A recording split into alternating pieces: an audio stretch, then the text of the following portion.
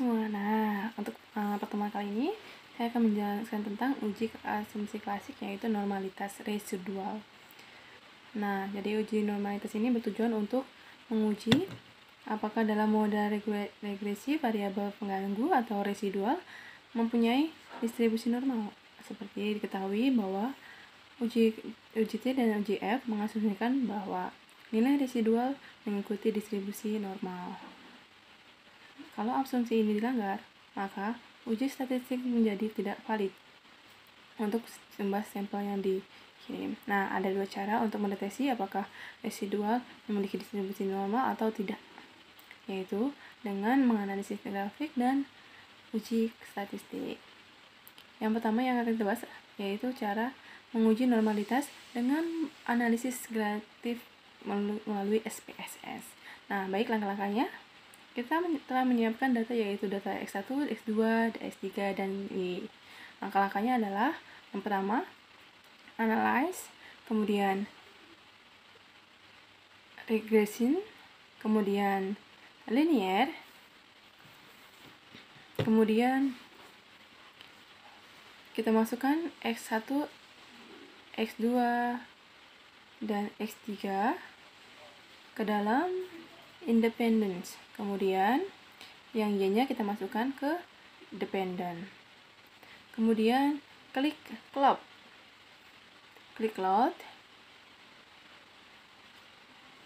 Pada tabel atau pengkotak standardized residual plots, silakan checklist yang histogram dan normality plot. Kemudian klik continue. Selanjutnya klik OK. Maka pada kotak output akan muncul gambar, yaitu ada dua gambar nantinya akan muncul. Kita silakan menunggu sebentar untuk melihat bagaimana hasilnya, apakah normal atau tidak.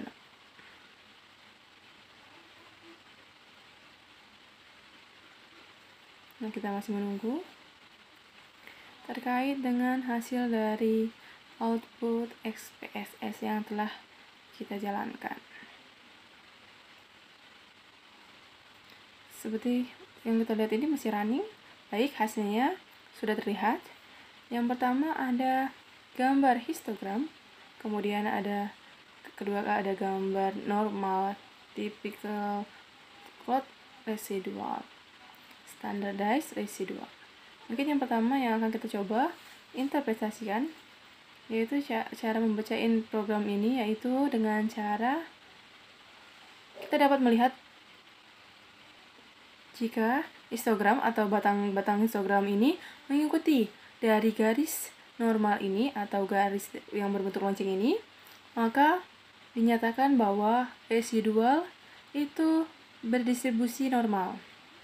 Jadi jika ada batang-batang histogram ini itu mengikuti garis dari lonceng ini, maka itu dianggap residualnya berdistribusi normal. Seperti yang kita peroleh atau yang kita dapat lihat, bahwasannya histogram yang pertama dan yang kedua ini itu tinggi dibandingkan dengan yang lain, malah sangat tinggi dibandingkan dengan yang lain. Kemudian yang selanjutnya itu adalah kemudian dia kembali ke arah yang tinggi. Seperti yang kita lihat sekilas, ini tidak memiliki garis yang seperti lonceng. Maka ini belum dapat kita pastikan apakah dia berdistribusi normal atau tidak. Kemudian yang kedua, itu dengan cara normal typical of progression standardized residual. Cara membaca dari gambar ini adalah apabila titik-titik ini berada di sekitaran garis diagonal. Jadi apabila titik-titik ini berada di sekitaran garis diagonal, maka itu dianggap normal. Jadi residualnya berdistribusi normal. Seperti yang kita lihat bahwa jika saya berpendapat ini titik-titiknya berada di sekitaran garis diagonal, maka saya berpikiran, menurut saya ini dia berdistribusi normal. Akan tetapi juga sebagian orang yang berpendapat bahwa ini tidak normal, karena mungkin ada satu ini tidak berada di sekitaran garis diagonalnya ini. Maka lagi-lagi saya sampaikan bahwa dengan adanya dengan cara gambar ini banyak persepsinya atau sangat subjektif sekali, sehingga banyak pendapat yang muncul. Bisa jadi menurut salah satu orang itu berdistribusi normal, tapi menurut orang lain itu tidak normal, tidak berdistribusi normal, sehingga kita perlu cara lain. Cara yang kedua ini dengan cara uji statistik, yaitu dengan cara angka. Kita akan menggunakan uji Kolmogorov. Langkah-langkahnya adalah yang pertama analyze, kemudian regression, kemudian linear, kemudian kita tetap sama, kita gunakan, kemudian kita klik save, kemudian kita pada kotak residual kita klik atau kita checklist unstandardized, oke. Pada kotak residual kita klik unstandardized. Nah, kemudian kita klik continue, kemudian klik oke. Yang kita perhatikan adalah di kotak yang tadi atau di kotak yang data kita. Nah, di sini akan muncul res underscore 1. Nah, ini yang kita butuhkan untuk menguji normalitas menggunakan uji Kolmogorov. Nah, setelah kita peroleh res underscore 1 ini, maka kita akan menguji menggunakan analyze, kemudian non-parametric text, kemudian legasi dialog, atau silakan langsung cari one sample KS atau satu sampel KS. Silahkan kalian cari itu jika tidak ada legasi teoris. Nah, atau cari one sample teoris. Nah, kemudian kita klik masukkan. Nah, klik unstandardized di bawah ini, residual atau res underscore 1 tadi yang kita peroleh tadi. Kita masukkan, lalu kita masukkan, terus kita klik OK. Maka akan muncul di outputnya hasil perhitungan, yaitu n partize, atau di sini ada one sample Kolmogorov.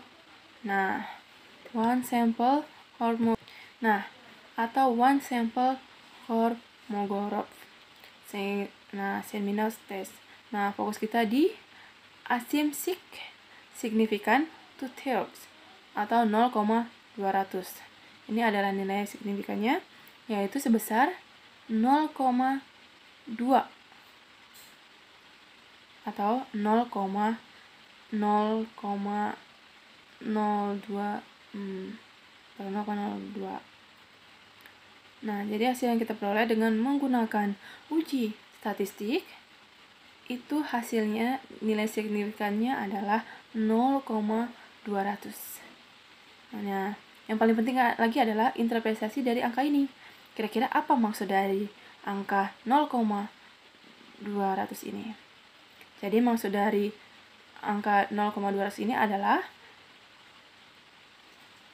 baik, kita akan coba buka.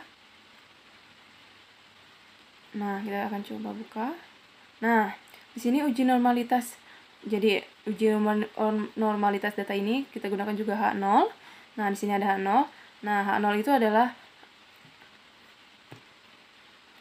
adalah residual berdistribusi normal atau hipotesis 0, residual berdistribusi normal. Kemudian H1 residual tidak berdistribusi normal. Kemudian kita tentukan alpanya juga 0,1. Nah, kemudian statistik uji Kolmogorov-Smirnov yang kita gunakan. Kemudian kriteria pengujian terima H0 jika nilai signifikan ini lebih besar dari alfa, dan tolak H0 jika nilai signifikan ini lebih kecil daripada nilai alfa. Kesimpulannya adalah kita tadi menemukan bahwa hasil nilai dari signifikannya adalah 0,200.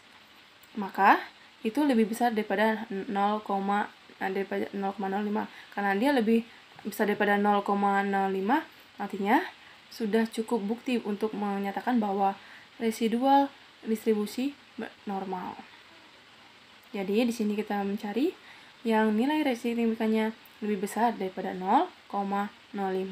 Jika nilai signifikannya lebih besar daripada 0,05, maka residualnya berdistribusi normal. Baik, sekian dulu dari saya. Mungkin itu yang bisa dapat sampaikan. Semoga bermanfaat. Dah.